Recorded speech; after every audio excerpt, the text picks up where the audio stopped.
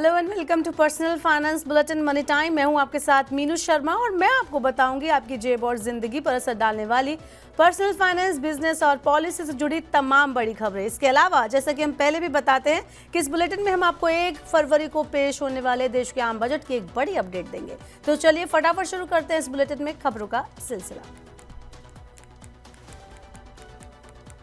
भारतीय शेयर बाजार से एफआईआईज की सेलिंग की बात किसी से छुपी नहीं है। दरअसल अक्टूबर महीने से ही विदेशी निवेशकों ने बिकवाली चालू कर दी है। आपको बता दें कि इस बिकवाली की वजह से शेयर बाजार अपने हाई से लगभग 12 से 15% तक की गिरावट झेल चुका है। लेकिन आज हम आपको बताएंगे कि एफआईआई सबसे ज्यादा खरीदारी कहां कर रहे हैं। दरअसल एफआईआईज लार्ज कैप शेयरों में तो बिकवाली कर रहे हैं, लेकिन इसके साथ ही स्मॉल कैप शेयरों में खरीदारी भी कर रहे हैं। आपको बता दें कि दिसंबर तिमाही में एफआईआईज ने बीएसई मिड कैप इंडेक्स की 44% कंपनियों में अपनी हिस्सेदारी बढ़ाई है। वहीं स्मॉल कैप इंडेक्स में शामिल 937 कंपनियों से 466 कंपनियों में खरीदारी की है। ऐसे समय में जब भारतीय बाजार गिरावट का सामना कर रहे हैं, क्या एफआईआईज की तरफ से स्मॉल कैप्स में खरीदारी इस बात का संकेत है कि अब अच्छे रिटर्न के लिए निवेशकों को छोटी कंपनियों का रुख करना पड़ेगा।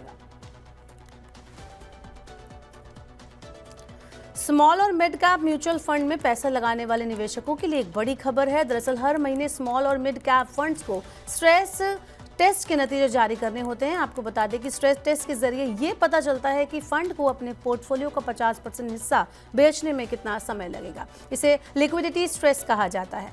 दिसंबर महीने के आंकड़ों के हिसाब से देश के टॉप 10 फंड को अपने 50% एसेट्स को बेचने में तकरीबन 37 दिनों का समय लगेगा। इससे पहले ये आंकड़ा 22 दिनों का था। स्ट्रेस टेस्ट के ये नतीजे स्मॉल और मिड कैप फंड्स के निवेशकों के लिए निश्चित तौर पर चिंता का विषय है। आज के दिन शेयर बाजार में पेटीएम ने निवेशकों को भारी नुकसान कराया। स्टॉक में तकरीबन 5.19% की गिरावट दर्ज की गई।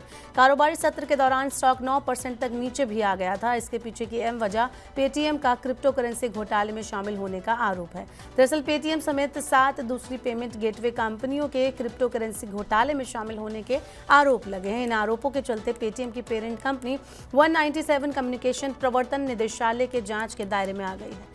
आपको बता दें कि इन कंपनियों के वर्चुअल अकाउंट्स में मौजूदा 500 करोड़ रुपए को प्रवर्तन निदेशालय ने पिछले 2 सालों से फ्रीज किया हुआ है। और अब बात करेंगे अपनी बजट रिलेटेड अपडेट का। जैसा कि बुलेटिन की शुरुआत में मैंने आपको बताया था, तो अपना कारोबार शुरू करने पर सरकार का जोर है और ऐसे में एमएसएमई मिनिस्ट्री ने मांग की है कि प्रधानमंत्री मुद्रा आयोग योजना के तहत मिलने वाले लोन की लिमिट को बजट में बढ़ाया जाए। मिनिस्ट्री ने मांग की है कि शिशु कैटेगरी में लोन की सीमा को बढ़ाकर 5 लाख रुपए किया जाए, जबकि किशोर कैटेगरी में से बढ़ाकर 10 लाख रुपए किया जाए। अभी शिशु लोन में 50,000 रुपए तक कर्ज मिलता है, जबकि किशोर कैटेगरी में 5 लाख रुपए तक और तरुण कैटेगरी में 10 लाख रुपए तक का कर्ज मिलता है। अब तक मुद्रा लोन के तहत 3.66 लाख करोड़ के कर्ज स्वीकृत हो चुके हैं। सरकार का जोर रूरल इकोनॉमी पर भी है और इसके लिए खेतीबाड़ी के लिए बजट में आवंटन को 15% तक बढ़ाया जा सकता है। 2025-26 के लिए एग्री बजट का साइज 1.75 लाख करोड़ रुपए हो सकता है। 2024-25 के लिए बजट में एग्री सेक्टर के लिए 1.52 लाख करोड़ रुपए आवंटित किए गए थे। अगर आप ट्रेन से यात्रा करने की योजना बना रहे हैं लेकिन टिकट बुक करते समय आपके पास पर्याप्त पैसे नहीं हैं, तो अब आपको चिंता करने की कोई ज़रूरत नहीं है। भारतीय रेलवे ने एक नई स्कीम शुरू की है जिसका नाम है बुक नाउ पे लेटर। इस स्कीम के तहत आप बिना कोई भुगतान किए टिकट बुक कर सकते हैं और टिकट की पूरी राशि का भुगतान 14 दिन के अंदर कर सकते हैं। अगर आप समय पर भुगतान करते हैं तो कोई अतिरिक्त शुल्क नहीं लिया जाएगा। हालांकि अगर भुगतान में देरी होती है तो आपको 3.5% सर्विस चार्ज देना होगा। चलिए बात करेंगे गिग वर्कर्स की, जिनके लिए सरकार कुछ बड़ा प्लान कर रही है। ओला उबर चलाने वाले हों या जोमेटो स्विगी के डिलीवरी बॉय हों या फिर प्रोफेशनल सर्विस देने वाले लोग, ऐसे हजारों लाखों गिग वर्कर्स को सरकार की तरफ से जल्द खुशखबरी मिल सकती है। इन कर्मचारियों के लिए जल्द सोशल सिक्योरिटी कवर मिलने वाला है। सरकार इन प्लेटफॉर्म से कर्मचारियों को होने वाले पेमेंट का एक हिस्सा एम्प्लॉयज पेंशन स्कीम में डालने के लिए कह सकती है। बड़ी बात यह है कि सरकार अपनी तरफ से इसमें 3 से 4% योगदान दे सकती है। उतार चढ़ाव भरे कारोबारी सत्र में शेयर बाजार ने शुक्रवार को अपनी शुरुआती बढ़त गंवा दी और 2 दिनों की तेजी के बाद आज बाजार गिरावट के साथ बंद हुआ। सेंसेक्स में 330 अंक और निफ्टी में 113 अंक की गिरावट दर्ज की गई। इस गिरावट के पीछे की अहम वजह रियल्टी, तेल और गैस, साथ ही हेल्थ केयर कंपनियों में बिकवाली रही। आपको बता दें कि विदेशी निवेशकों की बिकवाली ने भी शेयर बाजार के मूड को बिगाड़ा। सेंसेक्स 330 अंक यानी 0.43% गिरकर 76,190 पर बंद हुआ। कारोबार के दौरान एक समय ये 428 अंक तक गिर गया था। वहीं दूसरी ओर निफ्टी भी 113 अंक यानी 0.49% गिरकर 23,092 पर बंद हुआ। आज के दिन Mahindra and Mahindra, Zomato, Tata Motors, IndusInd bank, Reliance industries, Larsen and Toubro, UltraTech cement, HDFC bank, Adani ports और बजाज फिनसर्व के शेयरों में प्रमुख रूप से गिरावट देखने को मिली। दूसरी तरफ हिंदुस्तान यूनिलीवर, टेक महिंद्रा, नेस्ले, भारती एयरटेल और आईसीआईसीआई बैंक के शेयर बढ़त के साथ बंद हुए। बात करते हैं रुपए की।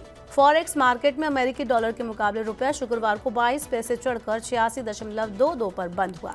अमेरिकी डॉलर इंडेक्स में गिरावट के कारण आज रुपए में ये तेजी देखने को मिली। एक्सपर्ट्स ने बताया कि कच्चे तेल की कमजोर कीमतों से भी रुपए को समर्थन मिला। अब 1 फरवरी को पेश होने वाले बजट पर रुपए का भविष्य काफी हद तक निर्भर करेगा। आपको बता दें कि फॉरेक्स मार्केट में रुपया डॉलर के मुकाबले 86.31 पर मजबूती के साथ खुला। कारोबारी सत्र के दौरान डॉलर के मुकाबले रुपए ने 86.16 का हाई और 86.36 का निचला स्तर टच किया। एंड में ये 86.22 प्रति डॉलर पर बंद हुआ, जो डॉलर के मुकाबले 22 पैसे की बढ़त है। साथ ही आपको बता दें कि बृहस्पतिवार को रुपया अमेरिकी डॉलर के मुकाबले 9 पैसे की गिरावट के साथ 86.44 पर बंद हुआ था। तो ये थी मनी टाइम में आज की तमाम बड़ी खबरें। वक्त हो गया आपसे विदा लेने का। अब आपसे होगी सोमवार को मुलाकात। पर्सनल फाइनेंस से जुड़ी बड़ी खबरों को देखने, सुनने, से जुड़े खास कार्यक्रमों को समझने के लिए आप मनी 9 के यूट्यूब चैनल को जरूर सब्सक्राइब कर लें। साथ ही आज का हमारा मनी टाइम आपको कैसा लगा, नीचे कमेंट बॉक्स में अपना फीडबैक हमें देना ना भूलें। फिलहाल के लिए इस बुलेटिन में इतना ही। बने रहिए मनी 9 के साथ। नमस्कार, शुभ रात्रि।